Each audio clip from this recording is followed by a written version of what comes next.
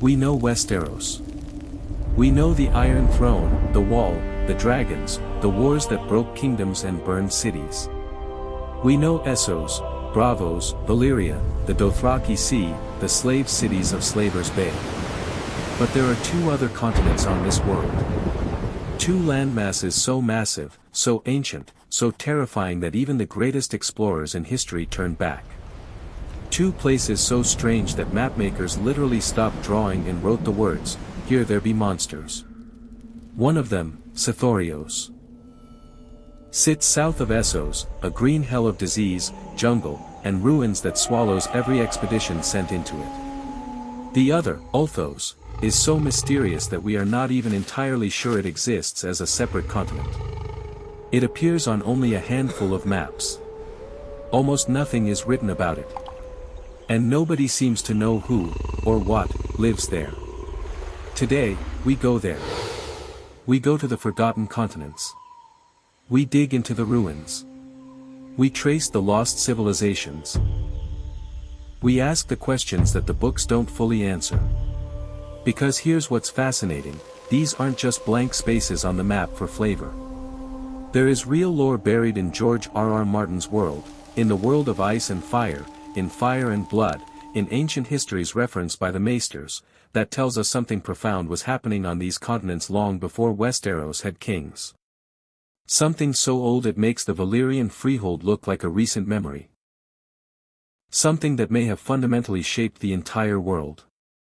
Let's find out what, before we dive into either continent, we need to establish something important, just how big this world actually is.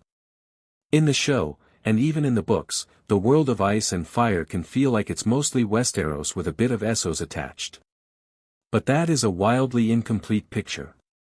The known world, meaning the parts that have been mapped and documented by the Maesters of the Citadel, is already enormous. Westeros alone stretches roughly 3,000 miles from the Wall in the north to the Summer Sea in the south. Essos is even larger. The Dothraki Sea alone could swallow multiple European countries. But the known world is not the entire world. To the south of Essos, separated by the Summer Sea, lies Sothoryos. And it is big. From the western tip at Zemeter to the eastern jungles, the explored coastline stretches for thousands of miles. But the continent itself? It keeps going. And going. And going. The Maesters believe Sothoryos may be larger than both Westeros and Essos combined. But they don't know for certain, because no expedition has ever penetrated far enough inland to find the southern end. For all intents and purposes, Sothoryos is a continent with no known bottom. And then, further east, in a part of the world where maps literally begin to run out of detail, there is Ulthos. A landmass glimpsed from ships, partially charted, debated by scholars. Some Maesters believe it is part of Essos. Others believe it is its own continent. A few, perhaps the most cautious, say we simply don't know. These aren't side notes.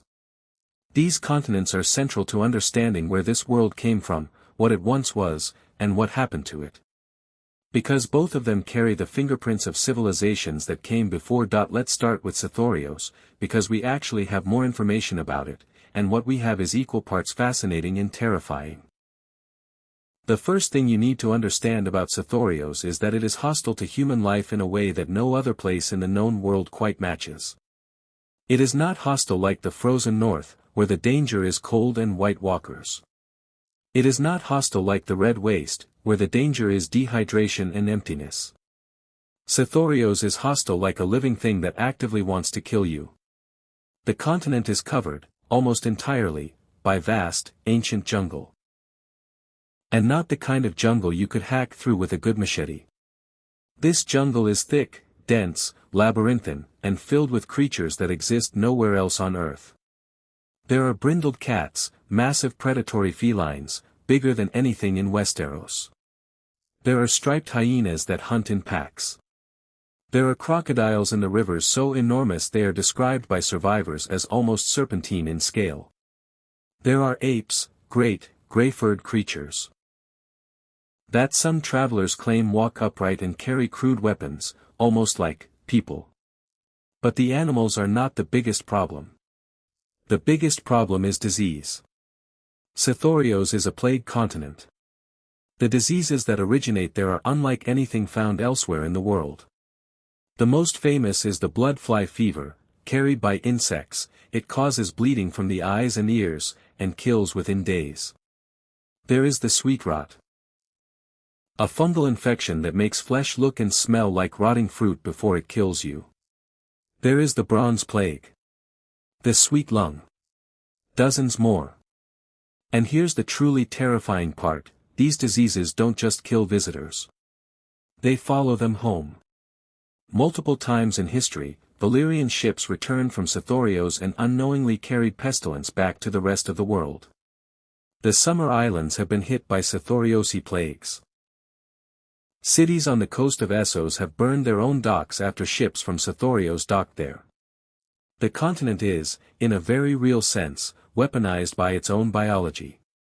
Which raises a deeply uncomfortable question. If Sothoryos is this hostile, if everything about it seems designed to kill, repel, and destroy, then how did anyone ever live there? And more importantly, who lived there? And what happened to them? Before we get to ruins and lost civilizations, we need to talk about the people who are currently in Sothoryos. Because they tell us something important. The brindled men are the most well-documented human inhabitants of Sothoryos. They live primarily along the northern and western coasts, the parts of the continent that are at least partially accessible. They are described as having mottled, patterned skin, hence the name. With features that differ significantly from any of the human groups found in Westeros or Essos. Now here is where it gets interesting. The brindled men are considered by most maesters to be primitive. They have no cities, no writing systems, no complex political structures that outside observers have been able to document. They live in small, mobile tribal groups, moving through the jungle. But, and this is crucial, there is a debate among scholars about whether this primitiveness is original or inherited. In other words, did the brindled men always live this way? Or did they once have something more, something that was lost? There is a compelling theory, supported by archaeological fragments and a few tantalizing references in Valyrian records, that the brindled men are the remnant descendants of a far older civilization. That what we are seeing now is not the beginning of their story, but the end of it. A civilization that collapsed. A people who survived, but at the cost of everything they once built. We will come back to this theory, because it connects directly to the ruins. But first, the ghost grass. At the far eastern reaches of Sothoryos, beyond the deepest jungles, explorers have reported encountering a phenomenon unlike anything elsewhere in the known world. Vast plains of pale, white grass that seems to shimmer and move even when there is no wind. The Dothraki have a prophecy about ghost grass. They believe it will one day cover the entire world, and when it does, all life will end. For the Dothraki, ghost grass is an eschatological symbol. An omen of apocalypse. But in Sothoryos, it is not a prophecy. It is a reality. The ghost grass is there, spreading slowly eastward, consuming the jungle before it. What is ghost grass? Where did it come from? Is it natural? No one knows. But it is advancing. And wherever it goes, nothing else grows. Now we get to the heart of it. Because if Sothoryos is a continent of plague and jungle and mystery, it is also a continent of ruins. And the greatest of those ruins is a place called Yeen. Yeen sits on the southwestern coast of Sothoryos, at the mouth of what is now called the Yeen River. And by all accounts, it is extraordinary. It is built from a material unlike anything used elsewhere in the world. A dark, oily black stone that resists cutting, resists weathering, and resists time itself. The buildings of Yeen have sat in the Sothoryosi jungle. The stone doesn't crumble. It doesn't decay. It doesn't grow moss or get consumed by the jungle the way everything else does. The architecture is massive in scale. Enormous blocks, fitted together with a precision that would be difficult to achieve even with modern tools, let alone the tools available in the ancient world. Huge structures, purpose unknown. Plazas, towers, chambers, passages. And yet, completely, totally, utterly abandoned. Nobody lives in Yeen. Nobody has lived there for as long as anyone can remember or record. The Valyrians attempted to colonize Yeen. They were the most powerful civilization the world has ever known, dragons, sorcery, an empire that stretched across the known world. And they sent settlers to Yeen, drawn by its obvious historical significance and strategic coastal location. Those settlers disappeared. Every single one of them. Within a year. They simply vanished. The Valyrians sent another group. Those people disappeared too. A third attempt. Same result. After 3 failed colonization attempts, resulting in the disappearance of thousands of people, the Valyrian freehold formally abandoned Yeen and declared it cursed. The greatest civilization in recorded history decided Yeen was not worth the cost. And here is what makes Yeen truly unsettling, it's not just that people disappeared there. It's that nothing preys on Yeen. The jungle, which consumes everything else in Sothoryos, stops at Yeen's edges. Animals do not enter the ruins. Birds do not nest on the stones. Even insects seem to avoid the place. It is as if something in Yeen itself is repelling the natural world. So who built it? The best answer the maesters can give is, we don't know. The architecture doesn't match anything in the Valyrian tradition. It predates the Valyrian freehold by an unknown but significant margin. Some scholars believe it may be older than the Long Night. Older than the first men coming to Westeros. Older than almost any other structure in the known world. There are those who connect Yeen to a broader pattern. Because Yeen is not the only ancient ruin in Sothoryos, it is merely the most famous and the most intact. Up and down the coast, and in the rare instances where explorers have penetrated deeper inland, there are other remnants. Foundations. Stone pathways swallowed by jungle. The occasional carving or glyph, worn almost beyond recognition. Whoever built Yeen built a civilization that stretched across this continent. And then something happened to them. Something so total, so complete, that it left behind only stone. The Valyrian freehold did not just try to colonize Yeen. They had a more extensive relationship with Sothoryos than most people realize. Before the doom of Valyria, roughly 4 centuries before the events of Game of Thrones, Valyrian ships regularly sailed the summer sea and made contact with Sothoryos' coasts. They established several outposts, the most significant of which was Zemeter, near the mouth of the Zmoyos River on the western coast. Zemeter was not a colonization attempt like Yeen. It was a trading post. The Valyrians had enough sense to not try to live deep in Sothoryos. Instead, they built a fortified coastal station where they could conduct commerce with the local inhabitants and send expeditions inland on shorter, carefully planned trips. What were they trading for? Exotic animals, rare plants, certain minerals found only in Sothoryosi geology, and something more speculative, knowledge. The Valyrians were fascinated by Sothoryos' pre-existing ruins. They sent scholars and surveyors. They documented what they found. Most of those records were destroyed in the doom of Valyria. But fragments survived. And those fragments hint at things that are extraordinary. The Valyrian scholars who studied Sothoryos believed the ruins they found, including Yeen, were connected to an ancient civilization they could not identify. A civilization that predated any in their own historical memory. They theorized this civilization had once been continental in scale. Meaning it had covered most of Sothoryos, not just the coast. And some of the more adventurous Valyrian scholars proposed something even more radical, that this ancient Sothoryosi civilization had not been limited to Sothoryos. That it had, at some point in the deep past, been in contact with or possibly present in other parts of the world. The evidence for this? Scattered, fragmentary, and frustratingly incomplete. But it includes architectural similarities between Yeen's black stone construction and certain ancient, undated structures found on the eastern coast of Essos. And, intriguingly, similarities with ruins found on the island of Noth, the peaceful island directly north of Sothoryos, home to the butterfly-worshipping people that Missandei came from. We will return to Noth in a moment. But first, the Doom. When the Doom of Valyria destroyed the Valyrian freehold, Zemeter was abandoned almost overnight. The Valyrian presence on the Sothoryosi coast evaporated. And whatever knowledge those scholars had been accumulating, whatever picture they had been piecing together of the ancient civilization, was lost along with everything else.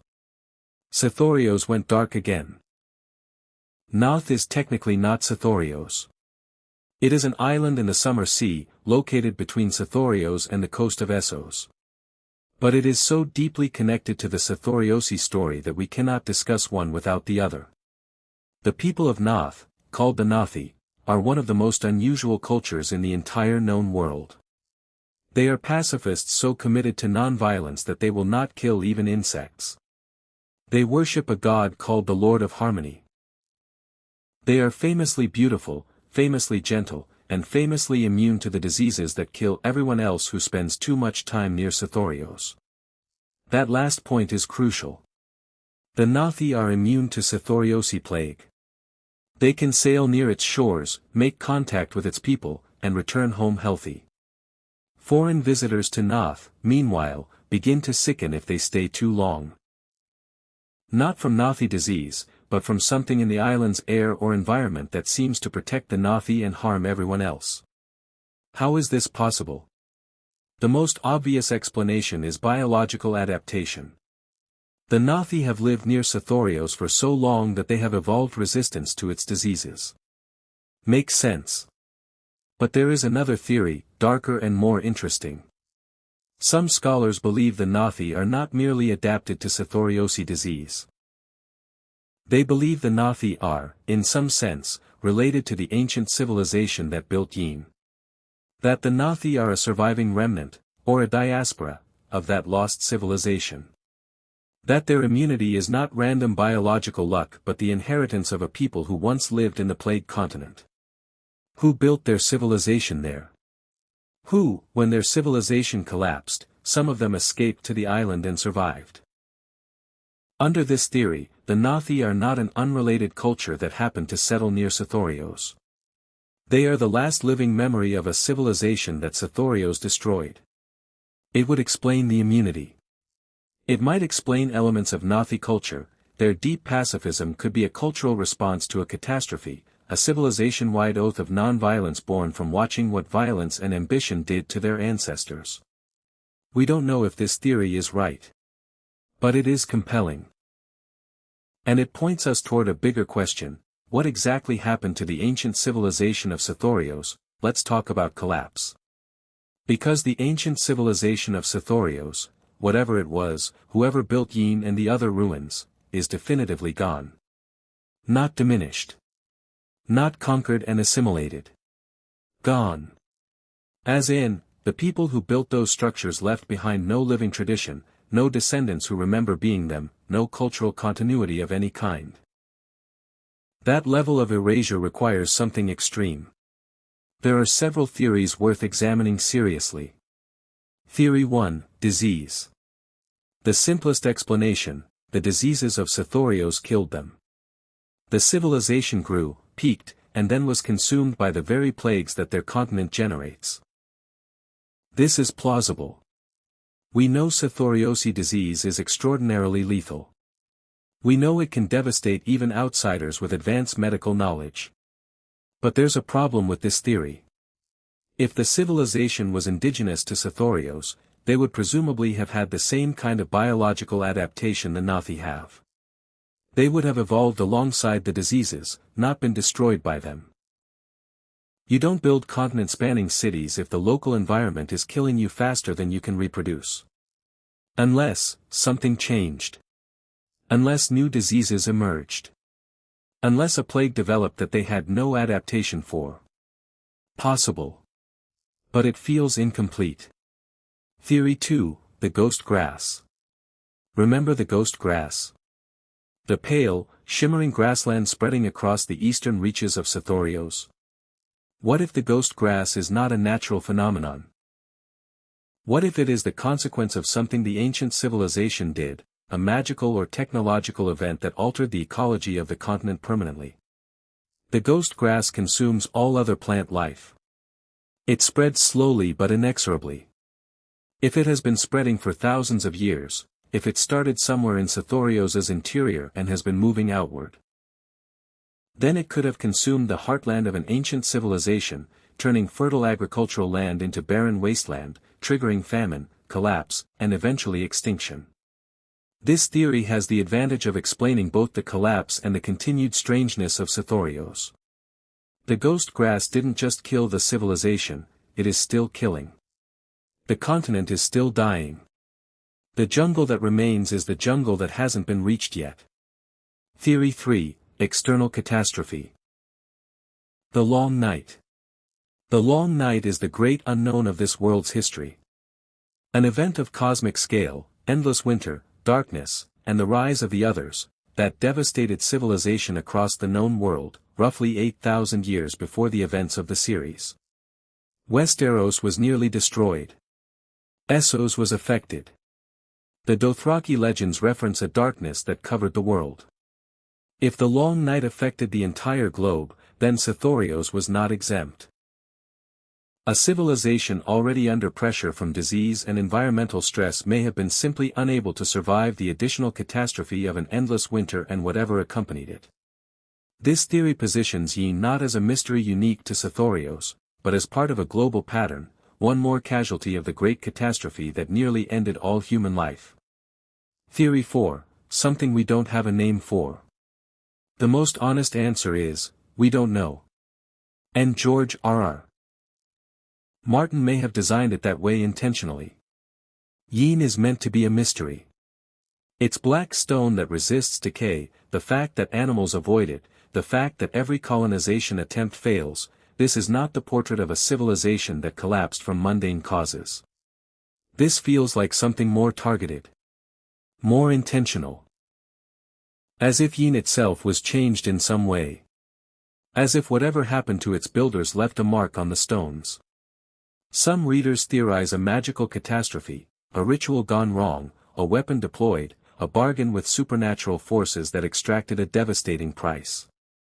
Others point to similarities with the Lovecraftian undertone Martin sometimes deploys, the idea that certain ruins are dangerous not because of what happened there, but because of what is still there, unseen and dormant, waiting. Yeen may not be abandoned. It may simply have stopped welcoming visitors in a way that they survive, and now, we turn to the truly unknown.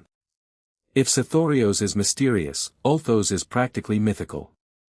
Ulthos appears on only a small number of maps of the known world. It sits in the Far East, beyond the eastern coast of Essos, beyond the Shadowlands, beyond Et, in the region where the Jade Sea flows into waters that no reliable cartographer has fully explored. The name Ulthos appears in the writings of certain Valyrian-era geographers and in a few scattered Maester texts. It is described as a landmass, potentially a continent, but with so little detail that it's impossible to say much with certainty about its size, shape, or nature. What we know, and this is a very short list. 1. Ulthos exists on the Far Eastern maps. It is not a rumor or a sailor's tale. Multiple independent sources reference it. It is real, in the sense that something is there. 2. It is largely or entirely unexplored by the known world civilizations. The Valyrians, who sent ships everywhere, apparently did not reach Ulthos in any documented way. The Etish, who live closer to it than anyone else, apparently have no significant records of contact. 3. Its nature is completely unknown. We do not know if it is inhabited, what lives there, what its geography looks like, or whether it connects to any other landmass. 4. Some scholars believe Ulthos might not be a separate continent at all. They theorize it could be a peninsula of Essos extending far to the east, or a large island, rather than a true separate continent. That is it. That is the totality of what is documented about Ulthos. Which raises the question, why include it at all? And here is where the literary analysis becomes interesting. George R.R. Martin is a meticulous world builder. He does not add things to his maps without reason. The Shadow Lands, the Bones, the Jade Sea, every location has a purpose, even if that purpose is to delineate the edges of the known world. Ulthos is on the map. That means Martin put it there. And given his approach to storytelling, it is reasonable to suspect that Ulthos is not simply decorative. Let's engage with the serious theories about Ulthos, because even without confirmed lore, there are intelligent speculations worth considering. Theory 1, Ulthos and the origin of the Shadowbinders. South of the Shadowlands, at a place called Ashai by the Shadow, the most potent dark magic in the known world is practiced. Shadowbinders, warlocks, sorcerers, practitioners of arts that the rest of the world fears, come from or train in Ashai. Ashai itself is built on black stone. Oily, dark stone that doesn't decay. Sound familiar? The same description is used for Yeen. If Ulthos lies south or east of Ashai, and if there is a connection between Ashai's architecture and Yeen's architecture, then Ulthos might be part of a chain, a network of ancient civilizations, all using the same black stone technology, all connected by a deep history that predates anything in the current world's memory. Under this theory, the ancient civilization of Sothoryos, the builders of Yeen, and the original inhabitants of Ashai may all be part of the same culture. A culture that was global in the deep past, that somehow shattered or retreated, and left behind these architectural breadcrumbs across the world. Ulthos, in this reading, is the origin point.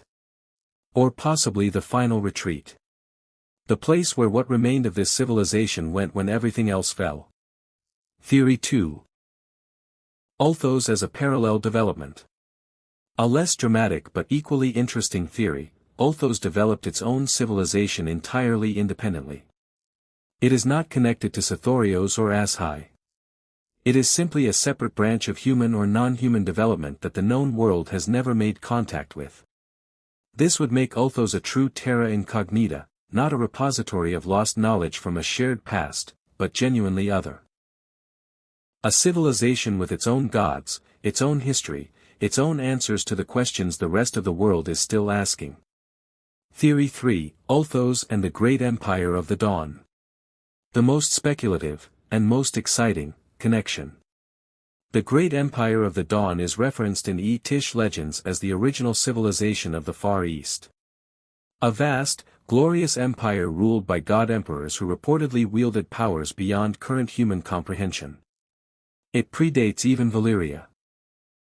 It is said to have ended in a catastrophe, possibly connected to the Long Night, possibly something even older. What happened to the Great Empire of the Dawn? Where did it go? The legends are vague. But if the Great Empire stretched as far east as the maps go, if its territory extended to the shores of whatever sea lies east of then Ulthos might be its last remnant. Not a lost civilization, but a hidden one. A surviving fragment of the most ancient empire in the world, sheltered by its geographical remoteness from whatever destroyed everything else. This would make contact with Ulthos potentially the most significant event possible in this world, the rediscovery of the civilization that started everything. Let's take a step back and look at a pattern that connects everything we've been discussing. Black stone. That indestructible, oily, dark material. It appears at Yeen, in Sothoryos. It appears at Ashai by the Shadow, at the far eastern edge of the known world. It appears at the base of the Hightower in Old Town, Westeros, one of the oldest structures in the Seven Kingdoms, whose foundations predate any known human civilization.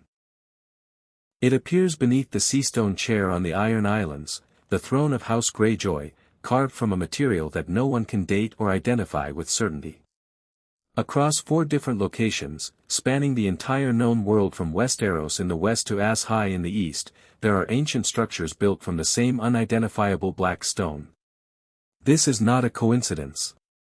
This is a breadcrumb trail. Martin has seeded the world with evidence of a single, ancient, global civilization.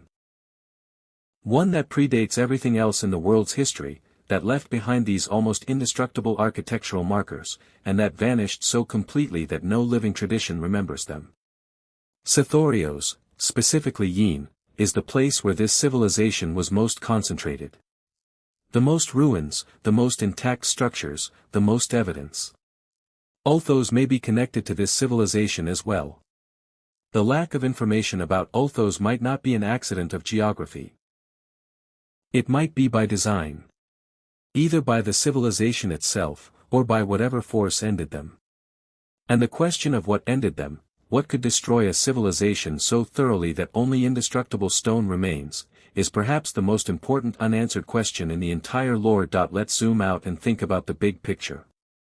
The official history of the known world, as recorded by the Maesters of the Citadel, goes back roughly 12,000 years. To the Age of Dawn, the arrival of the first men in Westeros, the pact between the first men and the children of the forest. But the evidence we've been examining suggests something happened before that. A civilization of significant sophistication existed across Sothoryos, and possibly across much of the world, before the first men arrived anywhere. Before the Valyrians discovered dragons. Before the ET Empire formed. And that civilization is gone in a way that feels intentional. Here's the thought experiment: imagine you're an archaeologist 10,000 years in the future, excavating Earth. You find the ruins of our civilization. You see concrete and steel, materials that resist time. You find the footprint of cities. But the people are gone. The culture is gone. The languages are gone. You would conclude, something terrible happened. And you'd be right. Whatever happened to the civilization that built Yeen was terrible. Total. Complete.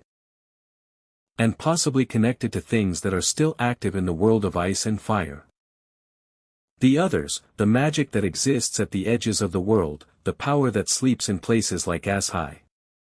The Long Night narrative in Westeros is presented as the Great Catastrophe, the near-extinction event that shaped all of human history. But what if the Long Night was not the first catastrophe? What if there was a previous extinction-level event, one that destroyed the civilization of the Black Stone Builders, and the Long Night was merely an echo of that earlier disaster?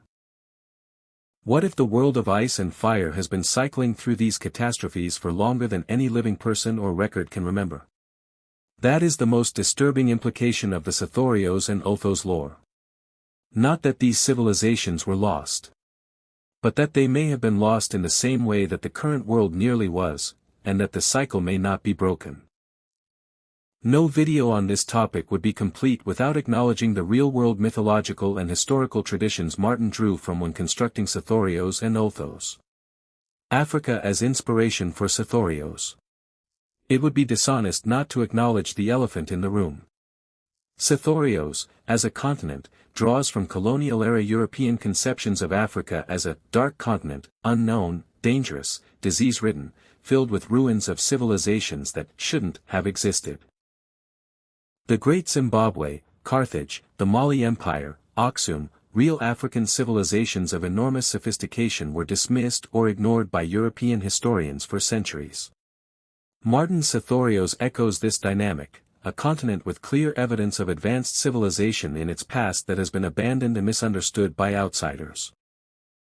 Whether this is a deliberate commentary on how history erases non-European civilizations, or simply a reflection of the tropes Martin absorbed from the fantasy genre, is something readers debate.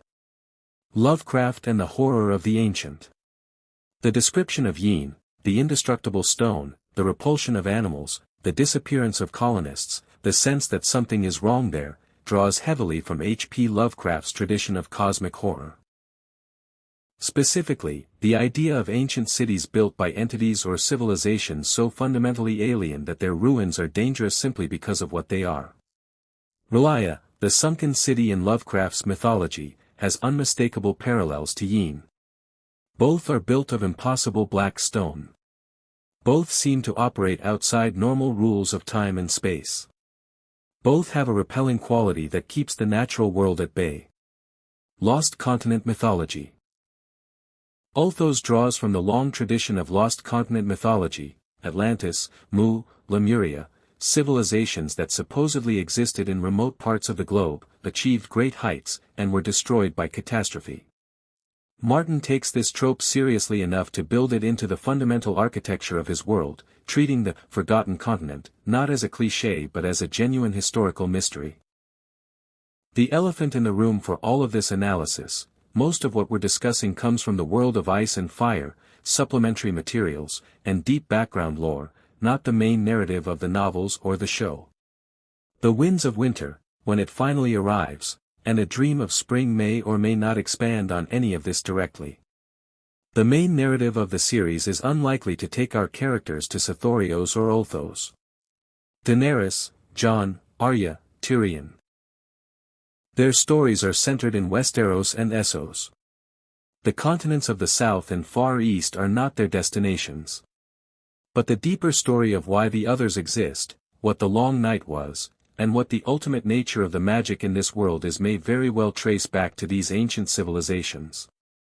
There is a theory, a fairly well-developed one in the fandom, that the others, or the force that controls them, is connected to the same ancient history we've been discussing. That the Long Night was not a random event but a returning catastrophe. Something that destroyed the Black Stone civilization, went dormant, and came back. If this theory is correct, then understanding Sothoryos is actually essential to understanding the central conflict of the entire series. The endgame of Ice and Fire might not just be about who sits on the Iron Throne. It might be about whether the world survives its second great extinction. And the key to that survival might lie in understanding what destroyed the first civilization. That knowledge, if it exists anywhere, exists in the ruins of Yeen. We started with 2 continents. We end with a worldview. The world of ice and fire is not the medieval fantasy it appears to be on the surface. Beneath the dragons and the political intrigue and the family warfare, there is a geological and mythological depth that makes the whole thing something stranger and more ambitious. Sothoryos tells us that something came before. Something built on a scale we cannot fully comprehend, using technology or magic or both, and then vanished so completely that all that remains is stone that refuses to decay. Ulthos tells us that the map does not end at the edges of what is known. That there are places and peoples and histories that the known world has never encountered, and that those places may be the key to understanding everything. The ghost grass is advancing. Yeen sits empty, repelling everything that approaches it. The brindled men live in the ruins of something they don't remember being. And somewhere in the Far East, Ulthos exists on maps as a question without an answer. George R.R. Martin built a world with corners no one is supposed to look into. And the reason you're not supposed to look into them is not that there's nothing there. It's that there is too much there. Too much history. Too much loss. Too much implication. The forgotten continents are forgotten for a reason. And that reason, whatever it is still operating. The world of ice and fire did not begin with the first men, or with dragons, or with the children of the forest. It began with something else. And somewhere in the black stone ruins of Sothoryos, or on the uncharted shores of Ulthos, that something else is still waiting to be found.